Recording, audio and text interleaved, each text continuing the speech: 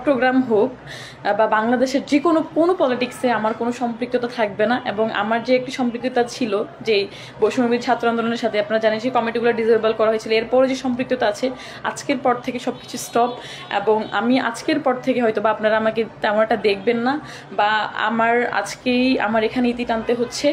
আমার এই জার্নির আজকেই আমি এখানে সমাপ্ত ঘটালাম। তবে আমার একটি আস্থা আছে, বিশ্বাস আছে যে বিশেষ করে আমি যাকে গণ অভ্যুত্থানের ইমাম বা লিডার মেনে এসেছি, আমাদের নাহিদ ইসলাম ভাই বা আরও যারা আছেন সবাই আমাদের শহীদ ভাইদের যে চাওয়া পাওয়া ছিল, আহতদের যে চাওয়া পাওয়া ছিল, অ্যাটলিস্ট সেই ম্যান্ডেটে আপনারা কাজ করবেন। আপনারা রাজনীতি করেন, বড় দল করেন, ভোটের রাজনীতি করেন, যাই করেন, অ্যাটলিস্ট আপনারা আমাদের যে সুন্দর একটি দেশের স্বপ্ন দেখেছিলাম আপনারা সেটার একটি বন্দোবস্ত করবেন। তবে আমার ধারা আসলে আর পসিবল না। আমি জাস্ট বুঝাইতে পারবো না যে চট্টগ্রামে এখন বর্তমানে কি চলছে, চট্টগ্রামে মেয়েদেরকে নিয়ে কতটা নোংরামি করা হয়, তাদেরকে ব্যক্তিগতভাবে কতটা অ্যাটাক করা হয়, তাদেরকে নিয়ে যে কোনো ধরনের বাজে ন্যারেটিভ তৈরি করে ফেলা হয়। সেগুলো কারা করে? আমাদের মানুষই করে। যেই ভাই ব্রাদারদের সাথে আমরা একসাথে উঠি বসি, যাদের সাথে আমরা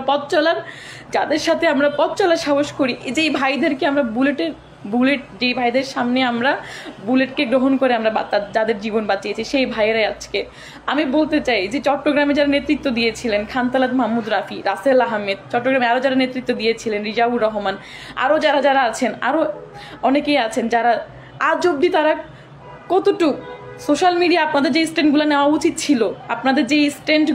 উচিত ছিল মেয়েদের হয়ে, সেই স্ট্যান্ডগুলো আপনারা নিতে পারেন এখন অবধি। বাংলাদেশের ম্যাক্সিমাম জুলাই আন্দোলনের সম্মুখসারী নারীরা সব থেকে বেশি হ্যারাসমেন্ট হয়েছে ছাত্রলীগের দ্বারা। কিন্তু আজকে যখন দেখছি যে না, চট্টগ্রামের মধ্যেই আমাদেরই মানুষ যারা জুলাই আন্দোলনে একসাথে আন্দোলন করেছি, তারাই আমাদের নারীদেরকে নিয়ে বিভিন্ন ধরনের ন্যারেটিভ তৈরি স্টাবলিশ করতেছে, তারাই নারীদেরকে ধ্বংস করার চেষ্টা করতেছে। আসলে এগুলো নেওয়া যায় না। দেখেন, পলিটিক্সে এসে, এই পলিটিক্যাল সাইডে এসে, এই রাজনীতিতে এসে এমন কিছু নাই যে হারাই নাই।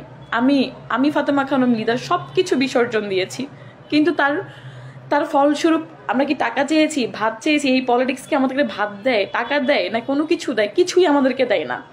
আমরা এখানে এসেছি একটি লক্ষ্যে, যে সুন্দর একটি দেশ, আমাদের শহীদ ভাইদের চাওয়া পাওয়া ছিল, আমাদের আহত ভাইদের যে চাওয়া পাওয়া ছিল, সব কিছু মিলিয়ে কিন্তু আমরা এইখানে এসেছিলাম। তবে চট্টগ্রামের কিছু সংখ্যক মানুষের স্বার্থের কাছে, স্বার্থ সান্নিধ্যের কাছে, তাদের চাওয়া পাওয়ার কাছে আমাদের চট্টগ্রামের রাজনীতি বলেন, চট্টগ্রামের এই বৈষম্য বিরোধী আন্দোলনে যারা সম্মুখসারী যারা ছিল তাদেরকে বলেন, সবাই হারিয়ে গেছে। এখন বলতে গেলে কেউই নাই তেমন একটা।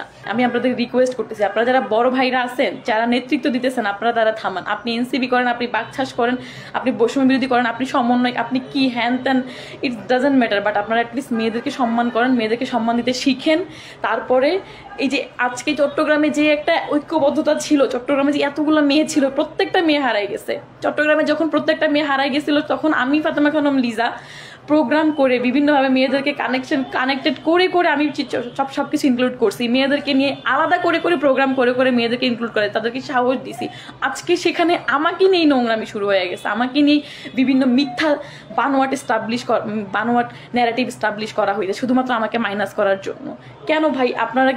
আমরা এখানে জীবনের রিস্ক নিয়ে এসেছি। আমরা যদি কখনো আওয়ামী লীগ ফিরে আসে, যদিও এটার পসিবিলিটি কখনোই না, আওয়ামী লীগের কবর রচনা করা হয়েছে, যদি কোনোভাবে কোনো ফ্যাসিস্টের তৈরি হয়, তখন কিন্তু আমাদের গলায় সর্বপ্রথম ফাঁসির দড়িটা পরানো হবে, বা আমাদেরকে কিন্তু আয়না ঘরে ঢুকানো হবে।